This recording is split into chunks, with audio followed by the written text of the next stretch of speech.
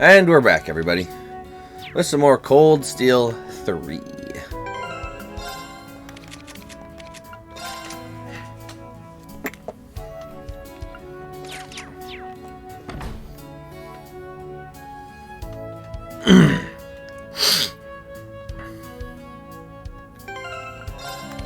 Let's see.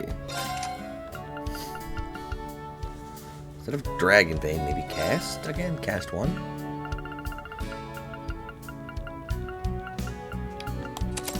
Then put Dragon Vein on Ash.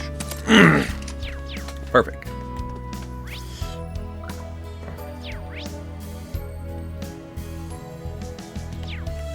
Alright. Time to rest and call it a day. It's getting late. Should I head back to the dorms now? Yes. Are you heading in already, Reen?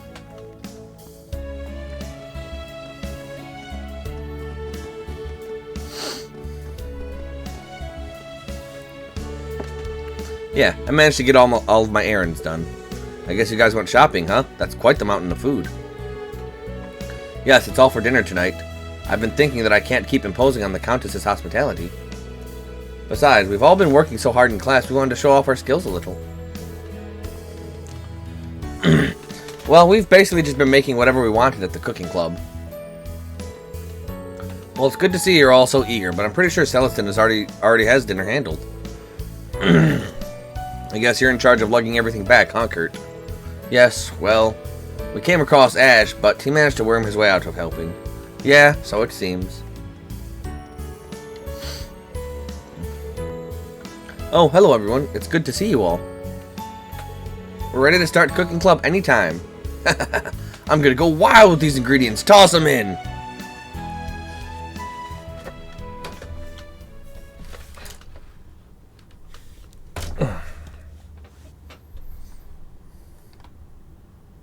And in they shall be tossed.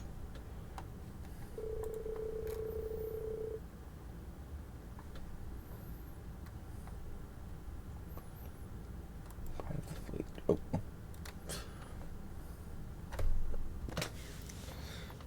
Yuna and the members of the cooking club proceeded to go all out, resulting in far more dishes than originally planned.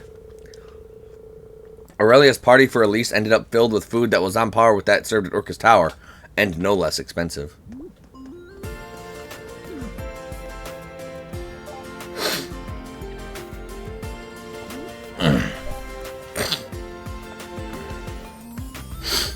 Welcome, Miss Jingo, and Cerberus Puppers, Pupperberus.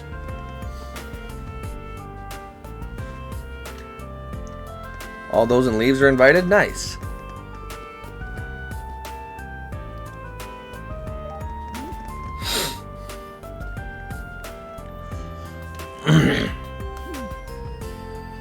It's the puppers, and the puppers can be cute, but kitties feel best for puppers. Baby puppers.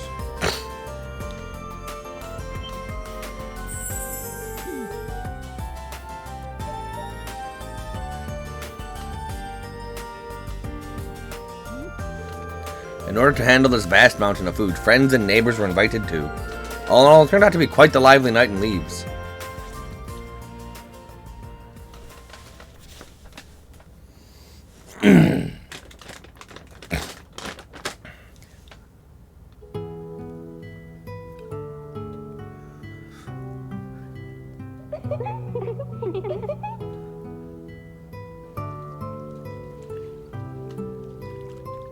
Oh, wow. I didn't expect to find such an authentic bathhouse all the way out here. What a pleasant surprise. Now that I think about it, it's probably the principal's doing. I heard this place was changed a lot when they renovated it into a dormitory. Apparently, it was once the mansion of a fallen noble family. Aww. Oh yes, I've heard that same story. It seems the family had to let go of their holdings 10 years ago after the head of the family was conned by an unscrupulous merchant. And we know those people, because I played the Sky games. Yeah. Though I heard they've since started up their own business outside the country. I see. Sheesh. How do you know all this stuff? I feel like I've heard a story like that before.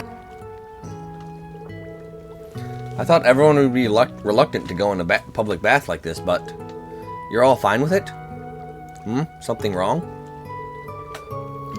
Most people aren't really used to this kind of thing, right? I guess you're fine with it, Allie.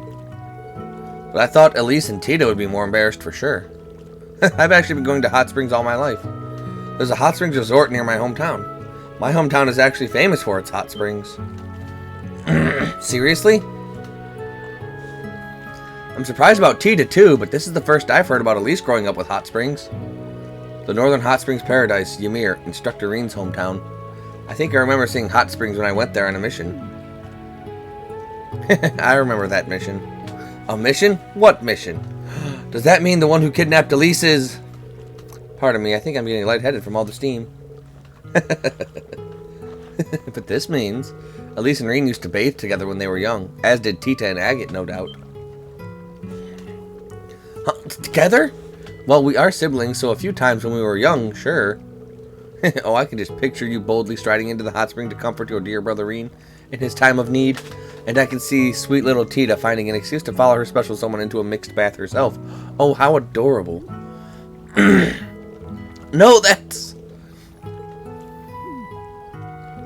You never cease to amaze, Muse. That's a pretty rotten imagination you've got there. You should be ashamed of yourself. I'm so jealous. All of you have such nice hair. Elise's lustrous black hair, Tita's shining honey blonde hair, and it should be illegal how pretty that silver hair of yours is, Allie. And your hair has such nice fluffy curls to it. Your hair is lovely as well, Yuna. You looked really different when you were washing it earlier. Yeah, it was so vibrant and feminine. Now that I think of it, you're always taking care of it. Unlike all of you with your flawless hair and skin, I need to put serious work in to look like this. Oh yes, I think now may be the perfect time for some serious girl talk. Huh?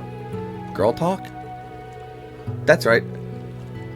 For our first order of business, let's discuss Instructor Reen's type. For example, out of all of us here, who would he pick? Oh, why would we talk about that? An interesting topic. Oh, there's no need to overthink things, Tita. So, Elise, how about it? Would his favorite be his dear little sister?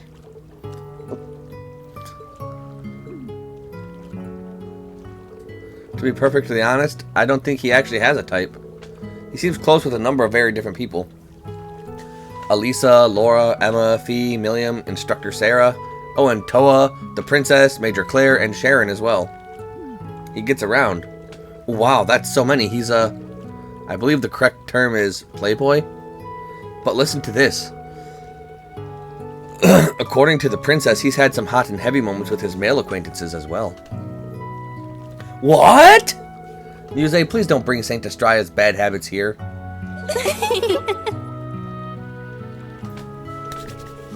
There's just something about Instructor Reen that you can't just leave be. I suppose you could say that about Kurt and Ash too.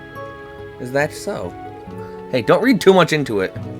It's interesting. I never really thought about boys and girls before I started coming here at the branch campus, but they are pretty different. Oh? Altina. I see.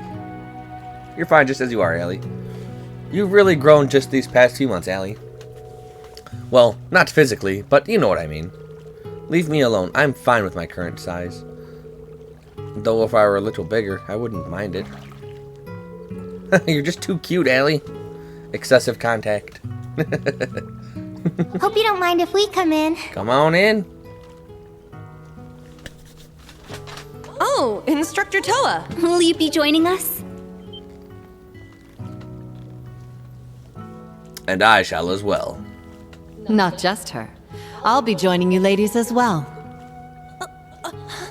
You all forget, the principal is a woman. Whoa! An overwhelming presence. Oh, I'm so sorry we've been hogging the bath. Oh, not at all.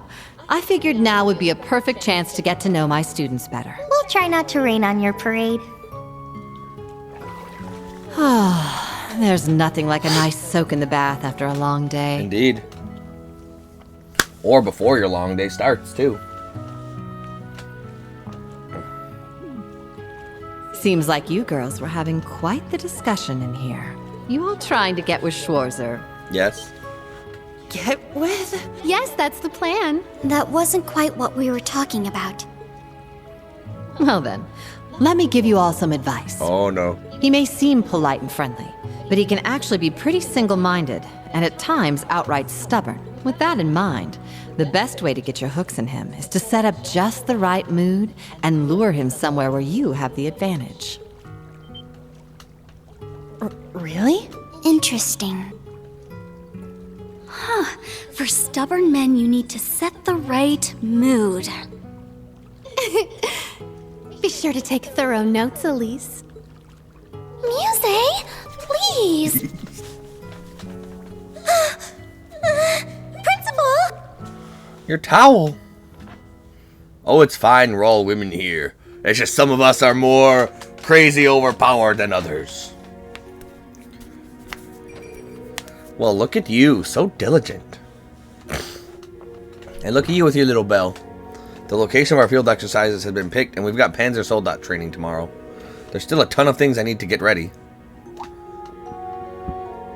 Weren't you headed to the bath with Elise and the others? I left them a while ago. Listening to them in there, I felt like my head was about to pop. Oh, I nearly forgot. The radio? What are you planning on listening? This is... Why in the world are you listening to Vita's show? Well, because I'm a fan. That, and I feel like there's some reason she started her show back up. I'm sure she doesn't have a reason past simple boredom. Good evening, everyone. It's time for Aubin Time. It's 9 p.m. on June 11th, and you're listening to Radio Trista. How's this fine Sunday night treating you all out there? We're halfway through June, which means we're already halfway through the year. It's been a packed year, yet it's gone by in a flash. We're only 1/3 the way through June. Speaking of June, it's that time again. That's right, the summer festival is upon us once more. It may be held a month later in Heimdall, but cities all over Erebonia are already having their own celebrations, each with their own unique customs. One of my personal favorite places to go for the summer festival is La Mer. Ortis is famous for their annual tradition of lighting candles and setting them to float in the bay. It's just breathtaking to see all those lights. Last year's lighting had to be canceled, unfortunately, but I'm sure plenty of people are looking forward to it this year. I know I am. I can already imagine it. Me sitting by the beach, drink in hand, watching 1,000 glimmering lights float out to sea. It'd be wonderful to have such a luxurious, classy evening. Well, there's where we're having our next field exercises. She mentioned Sutherland and Crossbill shortly before we visited too. She's clearly mentioning these places on purpose. Is she getting her info from Ouroboros or just constantly predicting the government's next move? Knowing her, it's probably both. Yeah, most likely. And of course, there's more to La Mer than just Ortis. The beaches are beautiful and bountiful, and the seafood is so fresh it practically leaps off the plate at you. Raquel is well known for its casinos and theaters, and there's also the scenic Brionia Island. There aren't any regularly scheduled ferries there, but if you do make it, you'll find a hidden gem rich in nature and ancient ruins. So after the summer festival, you can go for a swim, hit up the casinos, win a boat, then explore some ruins. There, I planned your whole trip for you. Hey, nice. Thanks. Brionia Island. I've heard the name before. 2 years ago, Group B had one of their field studies there. That was when you and Emma went to Nord, right? Speaking of which, I remember our clan's elder mentioning that island before. It's the spot in the Empire with the greatest concentration of animist ruins. The elder? Is she the one Emma and Vita call their grandmother? Yeah, though you wouldn't know it from looking at her. But she may as well be their actual grandmother. Oh, so they're not related by blood? Of course not. Are you curious about it? Well, yeah, kind of. Maybe this is a good opportunity then. Emma did ask me to tell you about her. Huh? Listen up. I'm going to tell you a little about the Hexen clan. And the two sisters, Emma and Vita. They were the youngest members of a clan hidden away from the world at large. Vita lost her parents when she was young, but due to her immense natural talents, she was taken in by the elder as her top disciple. Meanwhile, Emma's mother was what we refer to as a stray witch. She lived among the common people. However, she lost her life in an accident. Emma was also taken in by the Elder, and the two girls were raised together like sisters. The Elder created a familiar for each of them, me and Grianos. Indeed. Vita was full of talent and spirit, but Emma was a shy shut-in. They both grew into strong, noble witches, and they would have lived a peaceful life in the village, but...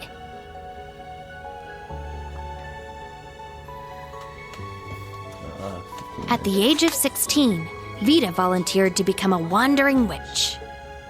A wandering witch's job is to go to the outside world and report back to the village on new developments. The Elder sent her off with full confidence, but within half a year, she had vanished. We now know why.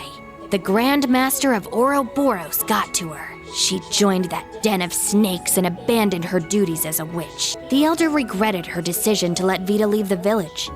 It wasn't the first time she'd seen this happen after all, but Emma was devastated by the disappearance of her sister. From that day, Emma began training and studying as hard as she could with one goal: become a wandering witch herself to bring Vita back. And so, Emma was permitted to leave the village at the age of 16. With the help of some stray witches, she was able to enroll at Thor's with a scholarship. And in the spring of her first semester, she met you guys. Thanks, Celine. I think I understand Emma, Vita, and you a little better now. I'm not supposed to talk about this sort of thing with outsiders, but by this point, everyone in Class 7 is pretty much family. Yeah. Emma had to work hard for the Elder to okay this. I see, so that's what the pendant is all about. Next time you see her, can you tell her I said Tell thanks? her yourself. You'll be seeing her again before too long, right? And that'll do it for tonight's show. Good night, everyone. As for you two, don't stay up too late. You need your beauty rest, Celine and Ree. What was that? What an obnoxious woman. I'm sure she predicted we'd be listening and used her magic to ensure only we could hear that last part. Wow, she really is something. Now that I think of it, she did something similar during her live broadcast at the start of the Civil War. Yeah, Emma's no slouch, but Vita's power as a witch is tremendous. That said, she's not omnipotent. After all, Osborne pulled the rug out from under her, and now she's on the run from her former friends. That's not good. Ouroboros' plan was hijacked by the Chancellor, and the Black Workshop is starting to make a move. I'm also worried about the true story that Vita mentioned. Yeah, and about how she failed to change the ending. It must have something to do with the Infernal Castle. Vita's personality may be one big joke, but she's not the type to lie. There's no doubt we have a crisis looming over us. Yeah. Judging by the fact you told me all of this, I suppose that means you're headed off now, doesn't Yeah, it? consider it a farewell gift. Even though you need to rely on that pendant, you'll be able to control your power now. I'll leave with your sister tomorrow morning. I suppose the next time we'll see each other is when Class 7 meets up. Yeah. Honestly, it felt like it went by in the blink of an eye. Hey, how about you sleep in my room tonight? What do you say? Hell no! But you're Kitty, and I love Kitty.